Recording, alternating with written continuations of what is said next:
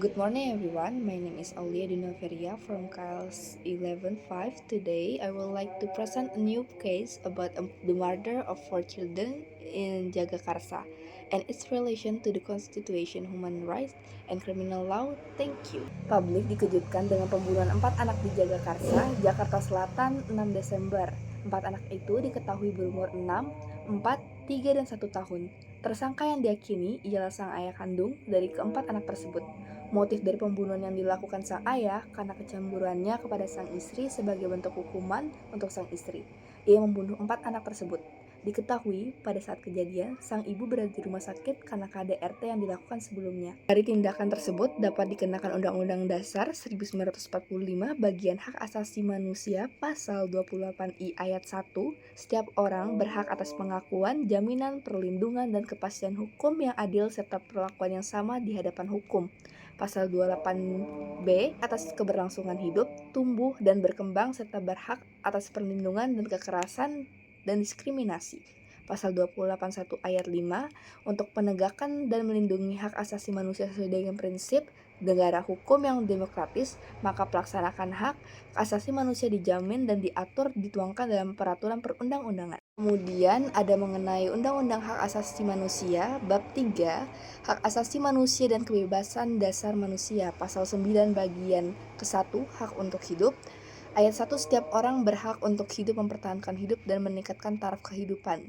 Ayat 2, setiap orang berhak tentram, aman, dan damai, bahagia, sejahtera, lahir dan batin.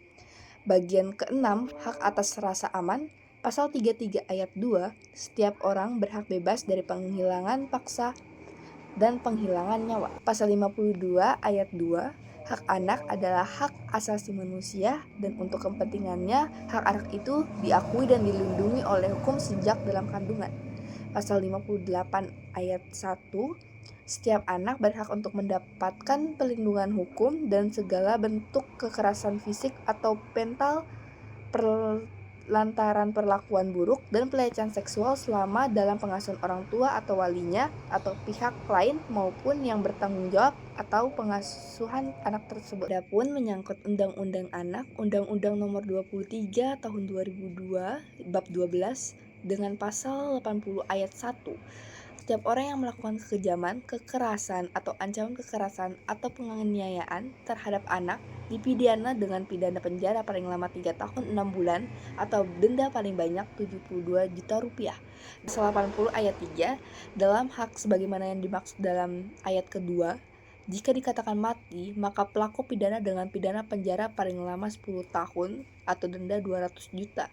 Kemudian unsur hukum pidana KUHP bab 19 kejahatan terhadap nyawa, pasal 338, barang siapa dengan sengaja merampas nyawa orang lain diancam karena pembunuhan dengan pidana penjara paling lama 15 tahun. Pasal 352 ayat 2, jika perbuatan itu mengakibatkan luka-luka berat, yang bersalah dikenakan pidana selama 7 tahun.